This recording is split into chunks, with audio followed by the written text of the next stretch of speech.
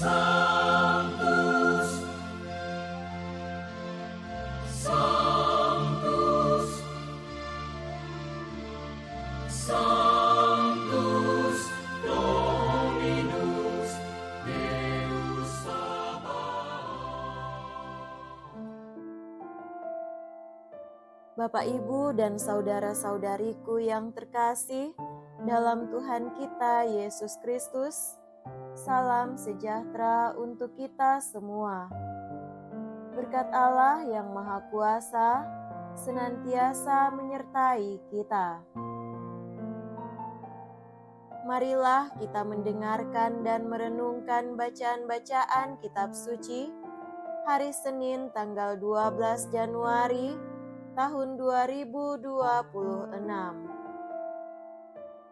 Dalam nama Bapa dan Putra dan Roh Kudus.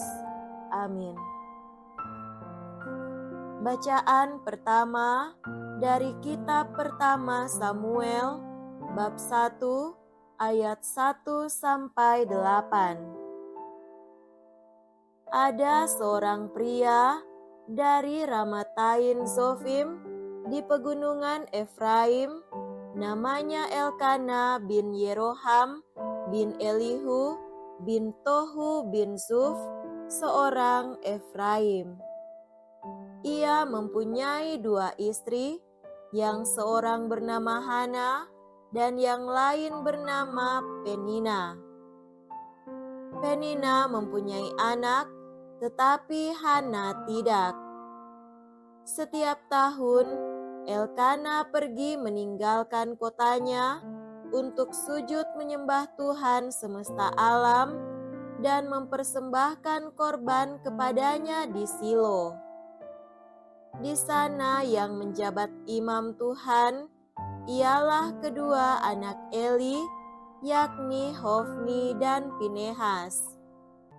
Setiap kali Elkana mempersembahkan korban, diberikannya kepada Penina istrinya dan kepada semua anaknya yang laki-laki dan perempuan, masing-masing 1 bagian.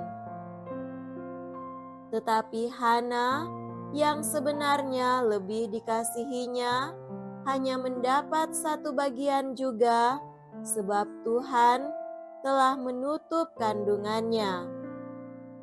Karena Tuhan telah menutup kandungan Hana, Penina selalu menyakiti hatinya supaya Hana gusar. Demikianlah terjadi dari tahun ke tahun. Setiap kali Hana pergi ke rumah Tuhan, Penina menyakiti hatinya sehingga Hana menangis dan tidak mau makan. Lalu Elkana, suaminya, berkata kepada Hana, "Hana, mengapa engkau menangis? Dan mengapa engkau tidak mau makan? Mengapa hatimu sedih? Bukankah aku lebih berharga bagimu daripada 10 anak laki-laki?" Demikianlah sabda Tuhan. Syukur kepada Allah.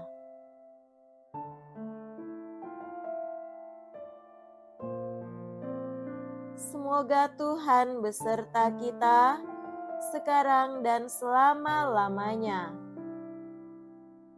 Inilah Injil suci menurut Santo Markus. Dimuliakanlah Tuhan. Injil Markus bab 1 ayat 14 sampai 20. Sesudah Yohanes Pembaptis ditangkap, datanglah Yesus ke Galilea memberitakan Injil Allah. Sesudah memberitakan, waktunya telah genap. Kerajaan Allah sudah dekat. Bertobatlah dan percayalah kepada Injil. Ketika Yesus sedang berjalan menyusur Danau Galilea, ia melihat Simon dan Andreas, saudara Simon. mereka sedang menebarkan jala di danau, sebab mereka penjala ikan.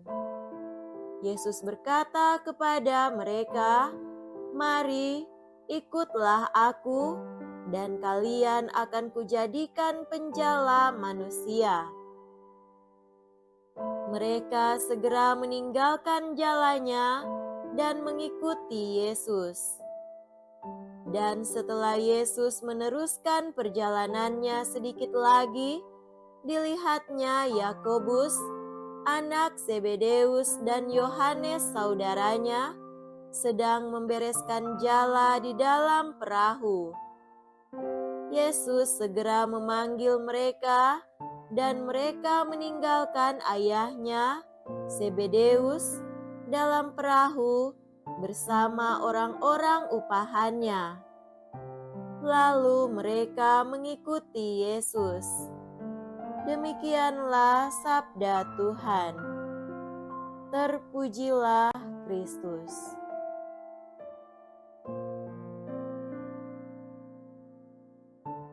Saudara-saudariku yang terkasih dalam Tuhan kita Yesus Kristus, tema renungan kita pada hari ini adalah ketika Tuhan menyentuh luka, ketika kita berani melangkah.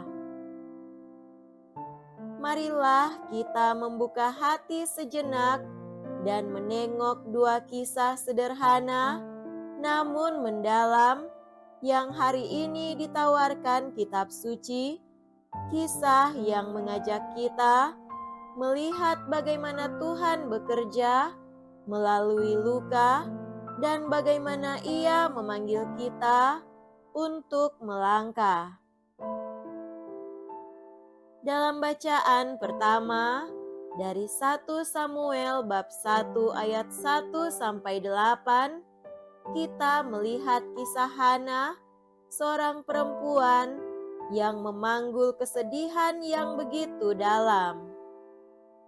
Penina menyakiti hatinya, Elkana mencoba menghiburnya, tetapi rasa kecewanya tetap berat. Hana hidup dalam ketegangan antara rasa tidak berdaya dan harapan yang terus ia jaga. Ia tidak melawan, tidak membalas, tidak berteriak. Ia membawa lukanya ke hadapan Tuhan, bukan dengan kata-kata retoris, tetapi dengan keheningan hati yang penuh air mata.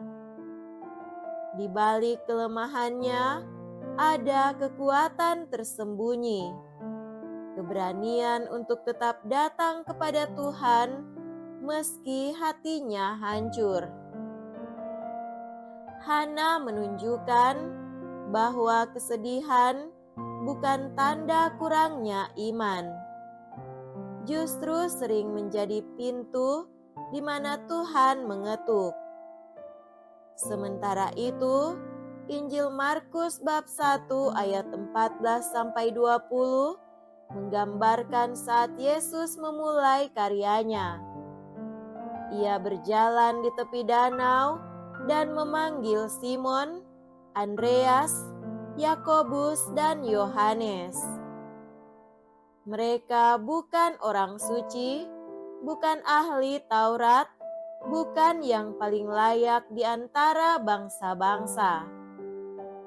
Mereka hanya nelayan sederhana yang hidup dari jala. Namun, ketika Yesus berkata, "Ikutlah aku," sesuatu terjadi dalam hidup mereka.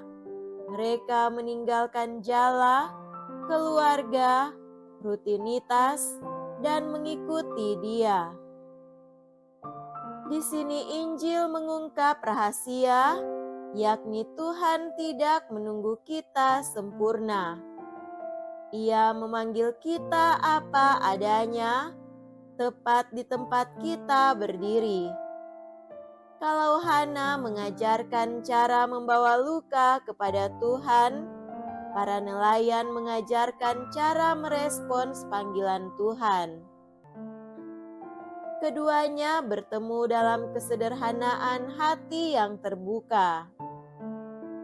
Saudara-saudari terkasih, kisah Hana sangat relevan bagi banyak dari kita di Indonesia yang mungkin memikul pergumulan keluarga, ekonomi, kesehatan, atau relasi. Kita pun kadang seperti Hana, membawa beban yang tidak semua orang mengerti. Kita tersenyum, tetapi hati kita retak.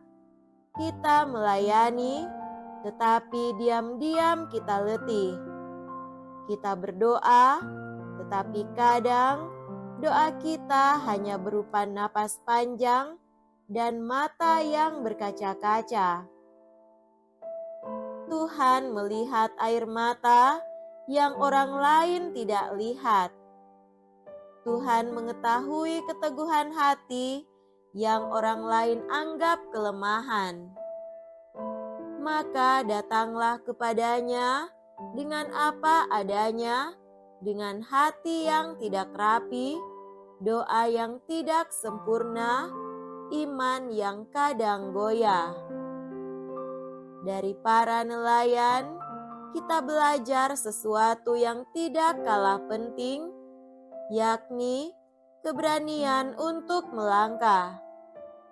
Kita dipanggil untuk meninggalkan jala lama, yakni kebiasaan buruk, kecemasan yang membuat kita lumpuh, cara hidup yang menjauhkan kita dari Tuhan, atau bahkan rasa rendah diri yang membuat kita merasa tidak layak dipakai Tuhan. Yesus berkata, "Ikutlah aku," bukan hanya kepada para rasul ribuan tahun lalu, tetapi juga kepada kita hari ini di tengah macet kota metropolitan, di antara sawah yang menguning, di dalam rumah kontrakan kecil, di ruang kerja yang bising, atau di bangku gereja saat kita duduk termenung. Pertanyaannya, adakah ruang di hati kita untuk menjawab panggilan itu? Panggilan hari ini bukan selalu berarti meninggalkan pekerjaan, tetapi meninggalkan cara lama dan mengizinkan Tuhan membentuk hati baru, yakni lebih sabar kepada keluarga, lebih jujur dalam pekerjaan, lebih peka kepada sesama yang menderita, lebih berani memulai kembali hidup yang terasa berat. Saudara-saudari terkasih, seperti Hana, kita mempercayakan luka hati kepada Tuhan. Seperti para nelayan, kita berani melangkah bersama Tuhan. Dan ketika dua hal ini bertemu, kejujuran hati dan keberanian melangkah, maka Tuhan akan menulis kisah baru dalam hidup kita. Kisah yang mungkin sederhana, tetapi penuh cahaya, penuh harapan, dan penuh kasih yang menyembuhkan. Semoga pada hari ini kita berani melakukan satu hal kecil, yaitu datang kepada Tuhan dengan hati yang terbuka dan melangkah mengikutinya dengan keberanian yang baru. Tuhan bekerja justru melalui hati seperti itu, hati yang pernah terluka tetapi tetap percaya, hati yang pernah ragu tetapi berani menjawab, "Ya Tuhan, aku ikut Engkau." Semoga demikian. Amin. Dalam nama Bapa dan Putra dan Roh Kudus. Amin.